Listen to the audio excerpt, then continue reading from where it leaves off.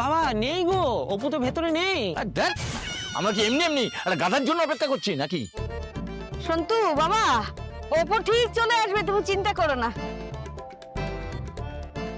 বলছি কি আমরা একটুখানি ভেতরে গিয়ে এসির মধ্যে বসি না, বাইরে এই রোদের মধ্যে দাঁড়িয়ে থেকে। হ্যাঁ দাদা, একদম ঠিক বলেছো। আর্য স্যারের মতো এরকম মানি লোক রাস্তায় দাঁড়িয়ে থাকবে, এটা একদমই ঠিক না। হ্যাঁ না না, আসলে আর্য স্যারই বলেছিলেন এখানে অপুর জন্য দাঁড়িয়ে অপেক্ষা করতে। না আমি ওনার অসুবিধার জন্যই বলছিলাম আর কি। না আমার কোনো অসুবিধা হচ্ছে তবু এখানে দাঁড়িয়ে থাকবো, কতক্ষণ দাঁড়িয়ে থাকবেন বলুন? ভেতরে গেলে ভালো হয় না? বাবা। কিন্তু আমরা যদি ভেতরে ঢুকে যাই তাহলে অপু আমাদেরকে কি করে খুঁজে পাবে? আরে এই পাতা, এই না পেলে বাইরে ভেতরে গিয়ে দেখবে। হ্যাঁ বলছি দাদা, আপনারা ভেতরে গিয়ে বসুন না, আমি অপু এলে অপুকে নিয়ে যাচ্ছি। আরে আপনি কেন এই গরমের মধ্যে বাইরে দাঁড়িয়ে থাকবেন? চলুন সবাই মিলে ভেতরে ঢুকি। আরে ও এসে যদি না পায় ফোন করে নেবে, অসুবিধা কোথায়? স্যার চলুন না ভেতরে যাই। হ্যাঁ চল চল চল চল চলুন ভেতরে চলুন চলুন। না হয় ফোন কর। হ্যাঁ হ্যাঁ সেই করে স্যার। হ্যাঁ হ্যাঁ ঠিক করবেন। চলুন চলুন চলুন।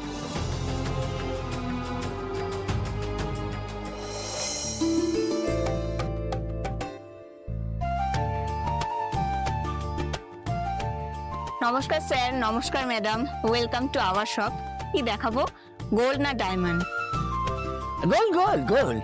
আরে বিয়েতে সোনা ছাড়া হয় নাকি? হ্যাঁ তাহলে কি দেখাবো, বালা, কানের দুল না নেকলেস? বাবা জিজ্ঞেস করছে কি দেখাবো, কি বলবো, কি দেখাতে? এই তুমি একদম চুপ করে থাকো। হ্যাঁ কোনো কিছু কথা বলতে হবে না। একটু বাদে বলছি। হ্যাঁ না আসলে আমাদের আরেকজন আসার কথা আছে তো সেই কারণে। হ্যাঁ হ্যাঁ স্যার, কোনো অসুবিধা নেই। বলছি কি বুঝছেন? হ্যাঁ কতক্ষণ লাগতে পারে বলুন তো মেয়ের আসতে? কি করে বলি বলুন তো দাদা, এতক্ষণে তো চলে আসারই কথা ছিল। অপু যে আজকে কেন অফিসে গেল এটাই আমি বুঝতে পারছি না। হ্যাঁ না না, বিয়ে তো সামনে, তাই অনেক দিনের একটা ছুটির দরকার, সেই ছুটির অ্যাপ্লিকেশন জমা দিতে গেছে অফিসে। আমি একবার ফোন করে দেখছি। হ্যাঁ হ্যাঁ হ্যাঁ।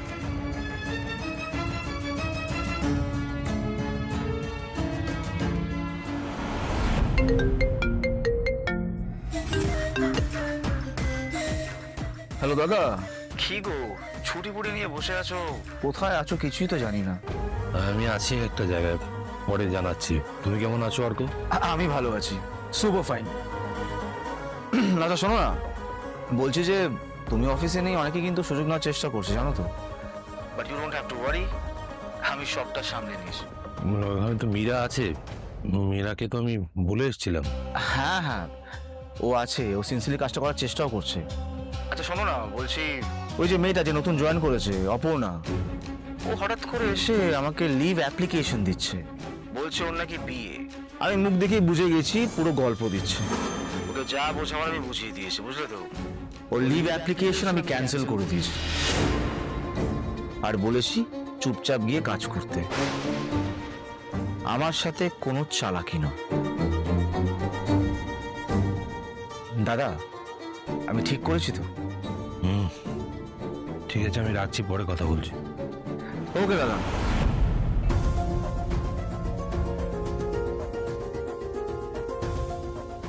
স্যার কথা হলো, কিছু জানতে পারলেন? হ্যাঁ, আমাদের অপর্ণার জন্য আর একটু ওয়েট করতে হবে। একটু সময় মানে কতটা সময় লাগবে সেটা তো জানা দরকার, নাহলে কতক্ষণ ধরে আমরা এখানে অপেক্ষা করবো বলুন? সারাদিন তো এখানে বসে অপেক্ষা করা সম্ভব নয় না। চলে আসবে অপু, চলে আসবে। আমরা তাহলে ততক্ষণ গয়নাগাটি কিছু দেখাশোনা করি, সোনার চেন টেন। আসলে আমরা তো ভেবেছিলাম আগে আমরা ঢুকে দেখবো, আপনারা চলে এলেন তাই একসাথেই আর কি। দাদা আসলে অপুর পছন্দের কথা ভেবেই বলছে। আমার সন্তু আছে তো, সন্তু যা পছন্দ করবে আমার অপু তাই পছন্দ করবে, আমি জানি। বাবা আমি কি তাহলে পছন্দ করবো? না বলছি, এত তাড়াহুড়ো করার কি কোনো দরকার আছে? আরে কাজ কি কিছু কম আছে সতীনাথ বাবু? হ্যাঁ তোর অনেক কাজ পড়ে গেছে, সময়ের তো একটা দাম আছে নাকি না? আরে এই গয়নাগাটি কেনাটাও তো একটা জরুরি কাজ নাকি? না, বিয়ের জন্য ছুটিটাও তো। চুপ করো না, সে কথা বলে। তাহলে দেখি নাকি? আজকালকার মেয়েদের পছন্দ তো, তারপরে রুমটাও নেই। ঠিক আছে দাদা, অপু আসুক না, আমরা না হয় দেখে শুনে সবকিছু পছন্দ করে রাখি, আর তারপর না হয় অপু এলে ও ফাইনাল করে ঠিক করে নেবে কোনটা নেবে আর কোনটা নেবে না। হ্যাঁ তাই ভালো, শেফালি ভালো বলেছো। একবার যে কি আছে একটু দেখান না, নতুন ডিজাইন।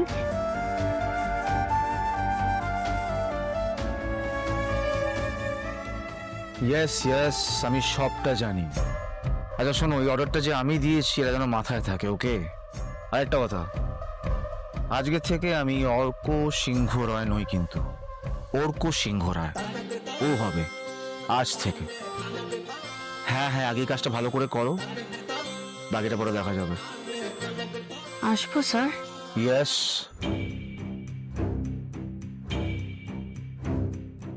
তুমি আবার এখানে?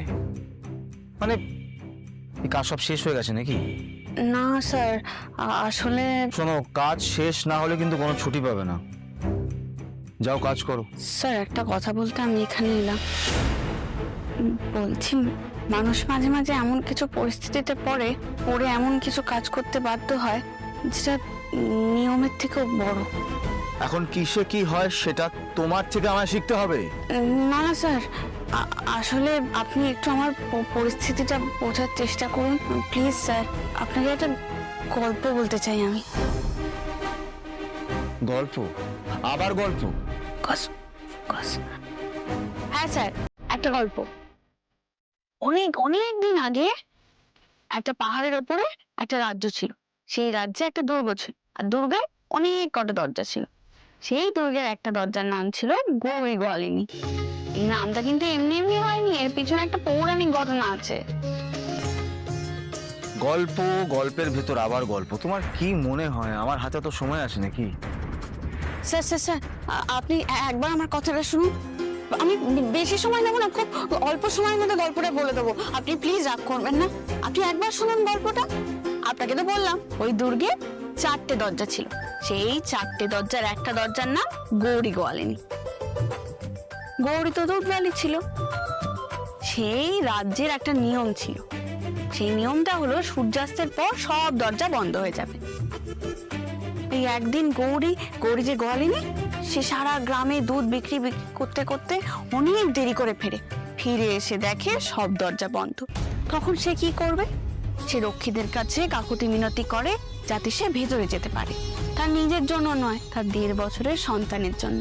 সে তো দুধ না খেতে পেয়ে কাঁদতে শুরু করবে, কিন্তু এত কাকুতি মিনতি করেও কোনো লাভ হয় না।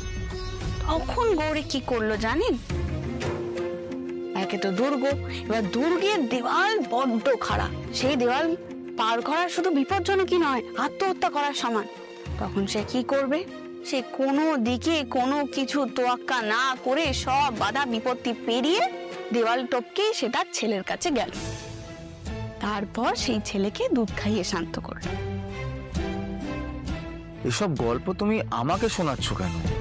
স্যার, এখানে কিন্তু গল্পটা শেষ নয়, আরো আছে।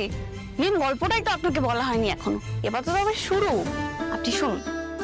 এই যে গৌরী গোয়ালিনী প্রাণের ঝুঁকি নিয়ে তার বাচ্চার কাছে পৌঁছালেন, তারপরে কি হলো? তারপরে রক্ষীরা তো খুব ক্ষেপে গেল। রক্ষীরা ক্ষেপে গিয়ে ওই গৌরীকে ধরে নিয়ে গেল রাজার কাছে। তারপর রাজা কি করেছিলেন আপনি জানেন? কি আবার করেছিল? নিয়ম ভঙ্গ করেছিল বলে শাস্তি দিয়েছিলেন, তাই তো? রাজা তাকে শাস্তি দেয়নি, রাজা উল্টে বরং গৌরীকে পুরস্কার দিয়েছিল। কারণ গৌরী নিয়ম ভেঙেছে কোনো বিদ্রোহ করতে নয় বা খারাপ কিছুর জন্যও ভাঙেনি। সে তার মাতৃত্বের কর্তব্যটুকু পালন করেছিল। রাজা খুশি হয়ে তাকে সম্মান জানানোর জন্য এই পুরস্কারটা দিয়েছিল। তারপর থেকে রাজা নিয়ম চালু করে সব সময় ওই দুর্গের দরজা সাধারণ মানুষদের জন্য, গোয়ালাদের জন্য সব সময় খোলা থাকবে। সেই থেকে সেই দরজার নাম হয় গৌরী গোয়ালিনী দরজা। বুঝলাম। দেখুন স্যার, গল্প তো লোকের মুখে মুখে ঘোরে, সত্যি মিথ্যে জানা নেই। তবে এই গল্প থেকে অনেক কিছু কিন্তু শেখার আছে, বলুন। যেমন রাজা শিখেছিলেন যে পরিস্থিতি কখনো কখনো নিয়মের থেকেও বড় হয়ে ওঠে। একদম ঠিক স্যার। এই গল্পটা আমি আগে কোথাও শুনেছি। আমি তো আমার স্কুলের নীতি গল্পের বইতে এই গল্পটা পড়েছি। আপনাদেরও হয়তো ছিল। না না, অন্য কোথাও শুনেছি। আপনার মা হয়তো বলে থাকতে পারে আপনাকে।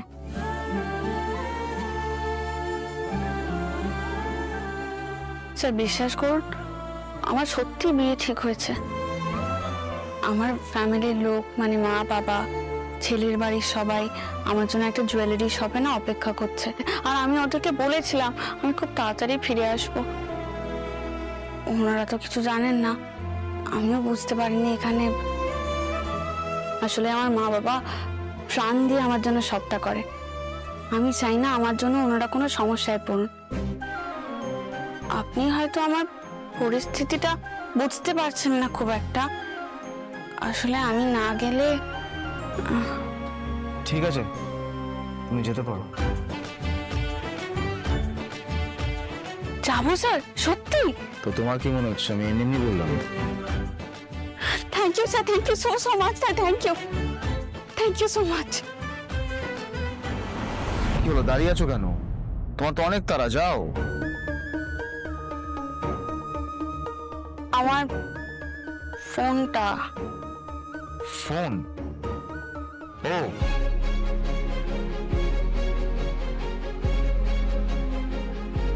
Thank you sir. শোনো, তোমার বাবা মাকে বলো যে অর্ক স্যার তোমাকে আলটিমেটলি ছাড়লো, তোমার ছুটিটাও দেওয়া হলো, আর তোমার বিয়ের জন্য আগাম শুভেচ্ছা। Congratulations. Thank you so much sir, thank you once again, thank you. দাঁড়াও অপর্ণা,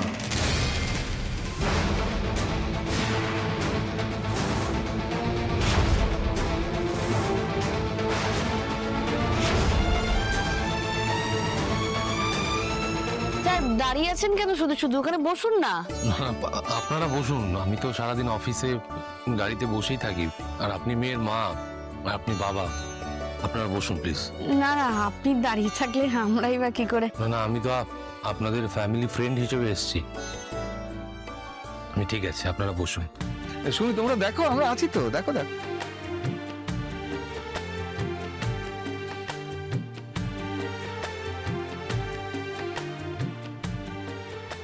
আমি জানি অপর্ণা, এই বিয়েটা আসলে আমার সঙ্গে একটা বিজনেস রিলেশন তৈরি করার উদ্দেশ্য নিয়ে হচ্ছে।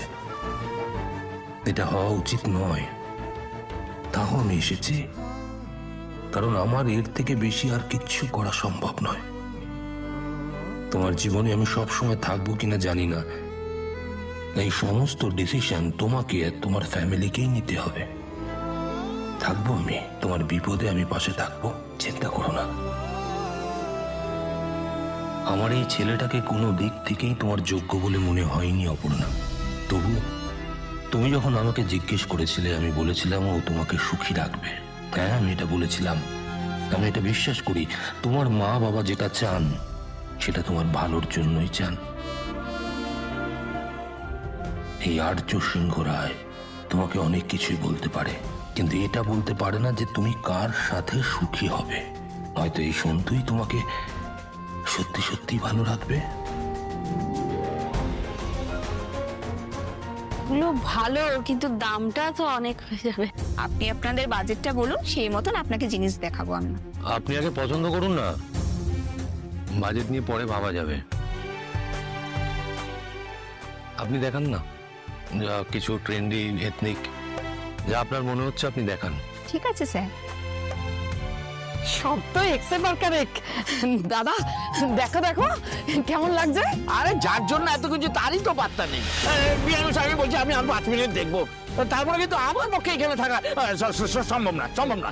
বাজে রকম কোনো জ্যামে আটকে গেছে বলে মনে হয়। মানে এই সময় রাস্তাঘাটের যা অবস্থা থাকে, বাপরে বাপ। মশাই, আপনি সেই তখন থেকে এক ভাঙা রেকর্ড বাজিয়ে যাচ্ছেন, জ্যাম জ্যাম জ্যাম। এটা অফিস টাইম নাকি? দুপুরবেলা আবার কিসের জ্যাম শুনি? ওর কথাই তো এখানে এসছি আমরা, নাকি? তো সেটা ওর মাথায় রাখা উচিত না? আরে দায়িত্ব কেন থাকবে না? শম্ভুবাবু,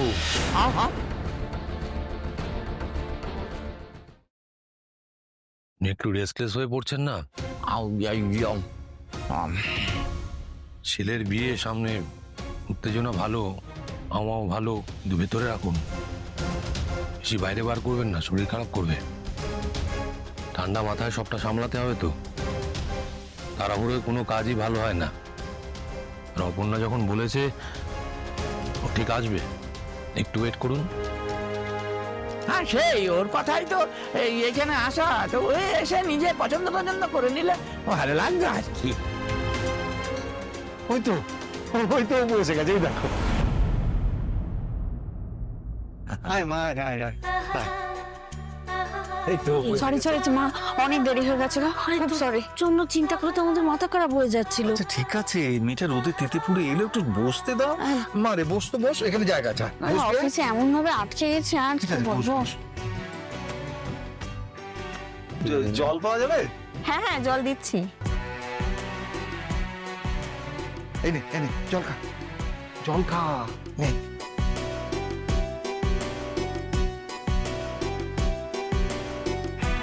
বুঝিস? নে, এই নে।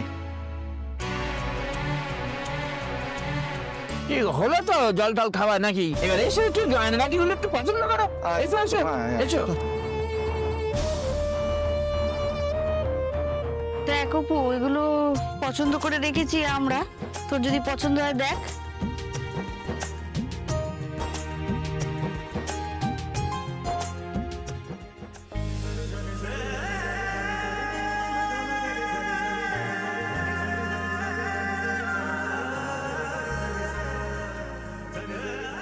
এটাও দেখ কি সুন্দর।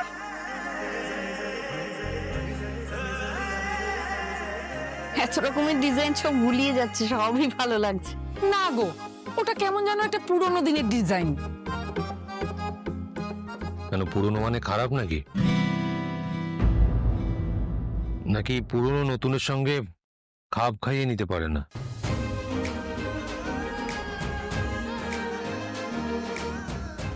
আমার তো এই ডিজাইনটা নতুন পুরনো দুটো মিলিয়েই লাগছে, বেশ ভালো। মানে তুই দেখ তোর কোনটা পছন্দ হচ্ছে, তোর পছন্দই আমাদের পছন্দ। আমার তো এই সব কটার মধ্যে এইটাই বেশি পছন্দ। কেন করছি আমি এসব? আমি তো মন থেকে জানি এই বিয়েটা হবে না, তাও কেন জড়াচ্ছি এই খেলাটার মধ্যে? এত কিছু হয়ে যাচ্ছে আর আপনি চুপ করে আছেন। এতটা শান্ত কি করে থাকতে পারে? এই ঝড়টা শুধু আমার মধ্যে ওঠেনি। ঠিক আছে, আমিও দেখি কতক্ষণ পারেন আপনি নিজেকে সামলাতে। এটাই কি তাহলে ফাইনাল? এটার দাম কত ম্যাডাম? এটা আমি বলে দিচ্ছি। এটা 3,80,000, ডিসকাউন্ট করে 38,000 বাদ যাবে, 3,42,000। তাহলে এটা দিয়ে দিই।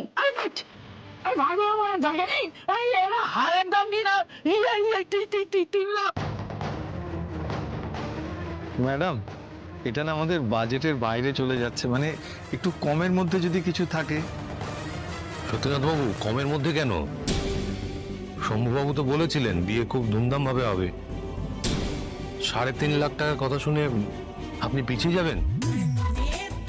এটা তো হতে পারে না। কি বলুন তো, এইবারে একটা দামি গয়না কিনলে না, সেটা দেখা গেছে যে সারা জীবন ওই লকারের মধ্যেই থাকে, ও পড়া হয় না। সেই কারণেই আমি বলছিলাম যে একটা একটু আমি মানে মাঝে মধ্যে পড়তে পারে এইরকম একটা কিছু কিনে, সেই ভাবনা থেকেই বলা। ঠিক আছে, মা লক্ষ্মী যখন পছন্দ করেছে তখন ঠিক আছে। ঠিক আবার এখন ফোন আসে কেন এই সময়? ফোন, আমি একটু ফোন করে আসছি। হ্যাঁ, হ্যালো। এসে পালি, সন্তুর জন্য তো একটা সোনার চেন নিতে হবে আমাদের, তো ওটা নিয়ে নি। আবার আমাকে জিজ্ঞাসা করার কি আছে? ছেলেদের সেকশনটা ওদিকটা। ও ওইদিকে চলো।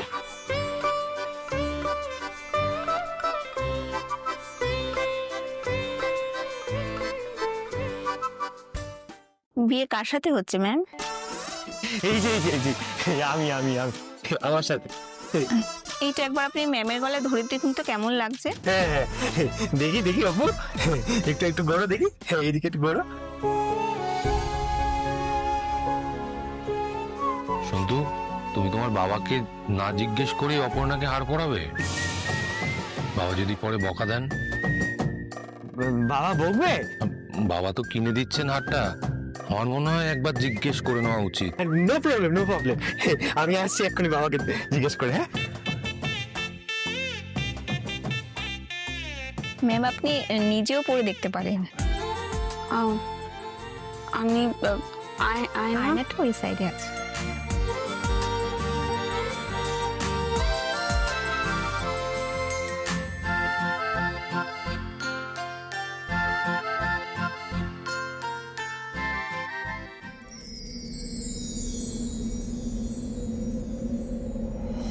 চোখে চোখ রাখা থাক, মিশে যাক জড়ুলে জড়ুল, হাতে হাত রাখা থাক, বাসা পাক আঙুলে আঙুল। চোখে চোখ রাখা থাক, মিশে যাক জড়ুলে জড়ুল।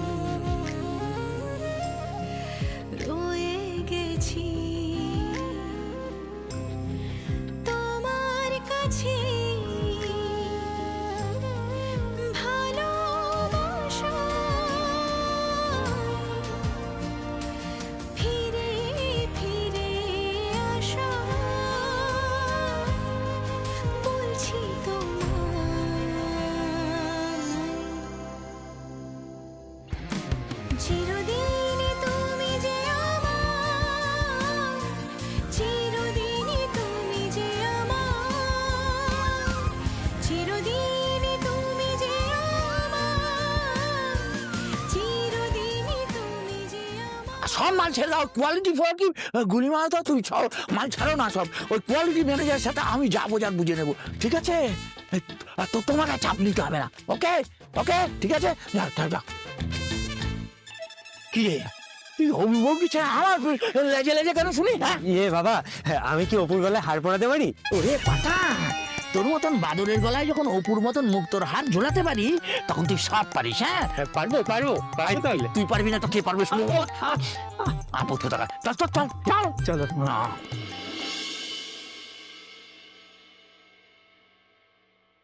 হে হোমা,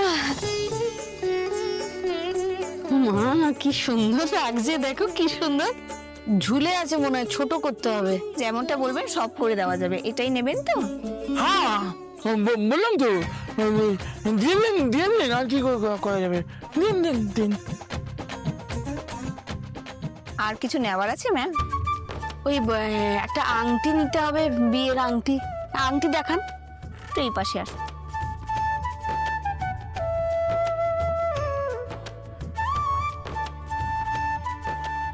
এই শম্ভুবাবু যা লোক, নিজের গ্যাটের টাকা খরচ করে এই হারটা কিনছেন।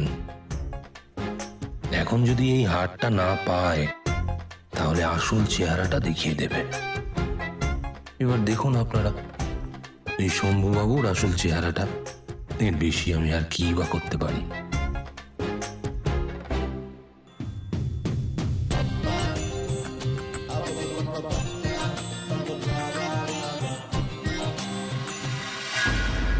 কি হাটটা কি তোমরা ওই দিক থেকে সরিয়ে নিয়ে গেছো? হার? হার তো তুই ওখানেই রেখেছিস। হ্যাঁ আমি তো এখানে রাখলাম, কিন্তু এখন তো হাটটা এখানে নেই।